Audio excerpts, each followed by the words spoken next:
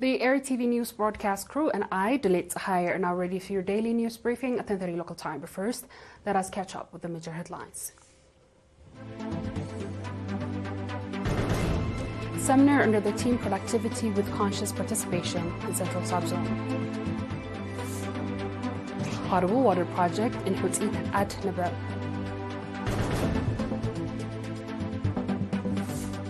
India and Pakistan trade gunfire as tension rose over Kashmir attack.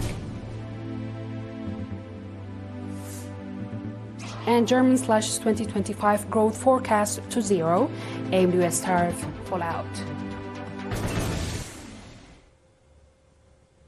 On our local news, the National Confederation of Eritrean Workers organized a seminar and a workshop on 22nd and 23rd April in connection with World Workers' Day 1st May under the theme Productivity with Conscious Participation. Dr. Tsagai Medhin, head of the Archaeological Heritage Research at the Commission of the Culture and Sports, gave briefing apprising participants with Eritrea's cultural heritage, resources based on scientific research conducted from 27 million years ago to a recent history of the country. Noting the significance of cultural heritage in all sectors of the national development, progress, and consolidating national identity and unity, Dr. Tsagai said that the culture, heritage, and the Eritrean people plays a significant role in ensuring their existence and future. In relation to labor and productivity, Dr. Tsagai called for the acknowledgement of transfer of posterity for the culture, heritage produced by Eritrean people throughout various stages of their history. In the same vein, a workshop focusing on safety and health of workplace was conducted. The workshop was attended by a representative of the National Confederation of Eritrean Workers, Ministry of Labor and Social Welfare, Ministry of Health, Bisha Mining, and Amberbeb companies.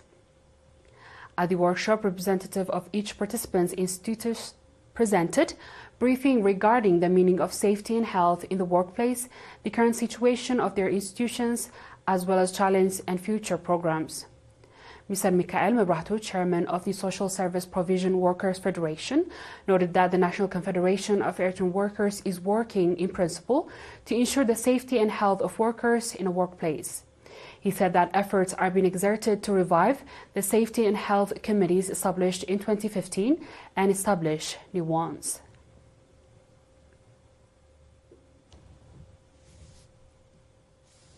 A potable water project in ERi-TV, Ginda subzone constructed at a cost of about 2 million nakfa was inaugurated on 22nd April. According to the report presented by Mr. Daniel Kflamariam, head of the water resource in Ginda subzone, the project includes over 4 kilometers of water pipelines, 5 water distribution centers, and expected to address the water supply needs of both humans and livestock in the area. Commending all who contributed to the construction of the project, Ms. Jim'a Abdullah, administrator of 0.3 administrative area, called for proper water management to ensure the sustainability of the project. Noting that ERi-TV potable water project is part of the government's effort to ensure and expand social service provisions. Mr. Oman Yahya, administrator of the subzone, said owing to the coordinated effort of the public and the government, about 85% of the population in the subzone have become beneficiaries of potable water supply. The residents expressing gratitude for becoming beneficiaries of clean water supplies in their backyard also expressed readiness to conduct regular follow-up to ensure its sustainability. At the event, certificates of contribution were handed out to individuals and institutions that contributed to the implementation of the project. The viewers will be back with the international news shortly. Just stay tuned.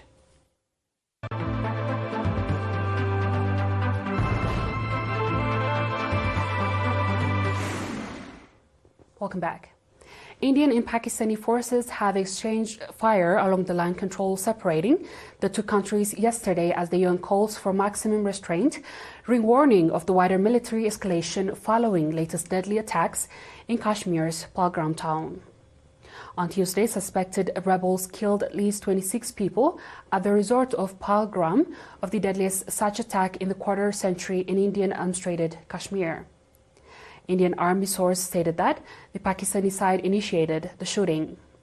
A government official in Pakistan Administrate Kashmir also confirmed that the troops exchanged fire but did not say who started the exchange. A statement issued in the name of the Resistant Front, TRF, which is believed to be the offshoot of the Pakistani-based Kashmir al-Taiba armed group, claimed responsibility for the attack. The deadly incident has since prompted a significant diplomatic spat between New Delhi and Islamabad, with India's withdrawal from the Indus Water Treaty and the Pakistan posing a canal irrigation project and shutting its airspace in Indian Airlines, retaliating the accusations that it has involved in the attack. The tit-for-tat announcement took relations between the nuclear-armed neighbors who have fought 3 wars to the lowest level in years. Kashmir has divided between India and Pakistan since their independence in 1947, with both claiming the territory in full but government-separated portions of it, leading the lingering tensions that have devolved into violence over the years. On our last news, the German government has sharply downgraded its economic outlook in 2025 and is now projecting zero growth.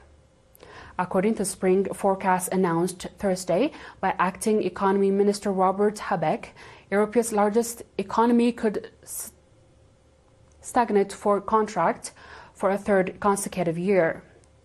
This follows back-to-back decline in 2023 and 2024. The latest revision marks a significant shift from the previous official forecast issued in autumn 2024, which projected growth of 1.1%.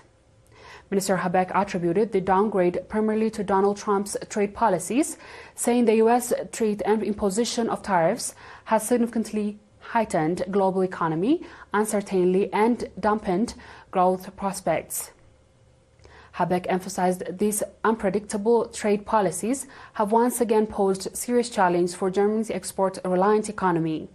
He pointed out the country's integration for global supply chains and openness to the international trade.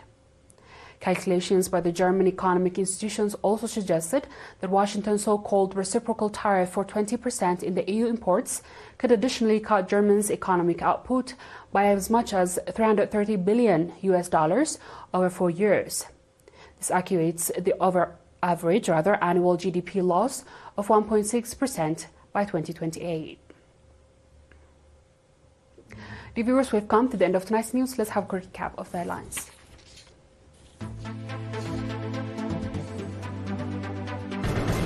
Seminar under the theme Productivity with Conscious Participation in Central Subzone. Potable water project in Hutzat Adnabab.